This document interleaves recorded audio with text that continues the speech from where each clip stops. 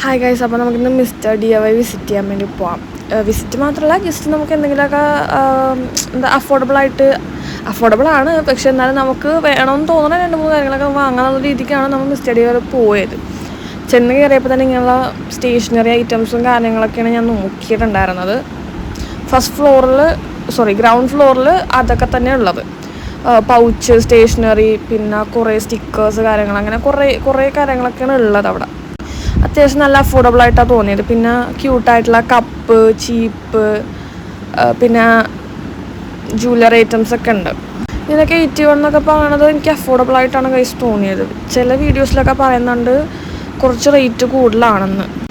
അതെനിക്ക് തോന്നുന്നു പൊക്കത്തുള്ള ഫസ്റ്റ് ഫ്ലോറിൽ കുറച്ച് സാധനങ്ങൾക്കൊക്കെ ഈ വിശാൽ മെഗാ മാർട്ടിൻ്റെയൊക്കെ കറക്റ്റ് ആ ഒരു പ്രൈസ് റേഞ്ചിലാണ് ഈ ഓർഗനൈസേഴ്സ്, അല്ലെങ്കിൽ ഈ മറ്റേ എന്താ പറയുക ഇലക്ട്രോണിക് ഐറ്റംസൊക്കെ കുറച്ചൊക്കെ അങ്ങനത്തെ ഒരു പ്രൈസ് റേഞ്ചിലാണുള്ളത്. അപ്പോൾ എനിക്ക് തോന്നുന്നു അതായിരിക്കും പറഞ്ഞത്. പിന്നെ ഇവിടെ കുറേ ഗിഫ്റ്റ് ബോക്സൊക്കെ ഉണ്ട് ഗൈസ്, ഹാമ്പേഴ്സൊക്കെ സെറ്റ് ചെയ്യാൻ പറ്റിയ.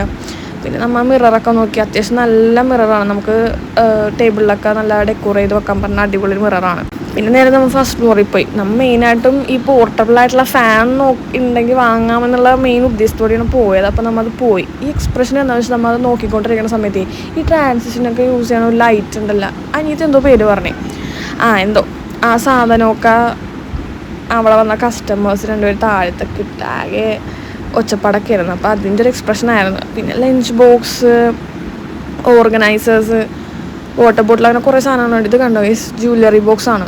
നമുക്ക് ജ്വല്ലറിയൊക്കെ ഓർഗനൈസ് ചെയ്ത് വെക്കാൻ പറ്റുന്ന ജ്വല്ലറി ബോക്സാണ്. നല്ല രസമുണ്ടായിരുന്നു. പിന്നെ കുറേ ഓർഗനൈസേഴ്സൊക്കെ ഉണ്ട്, എനിക്ക് നല്ല ഇഷ്ടപ്പെട്ടു ഗൈസ്. ഇത് ഫിസിക്കലായിട്ട് നമുക്ക് ചെയ്യാൻ പറ്റുന്ന മറ്റേ സാധനം ബീറ്ററാണ് ഗൈസ്, വിസ്കല്ല ബീറ്ററാണ്.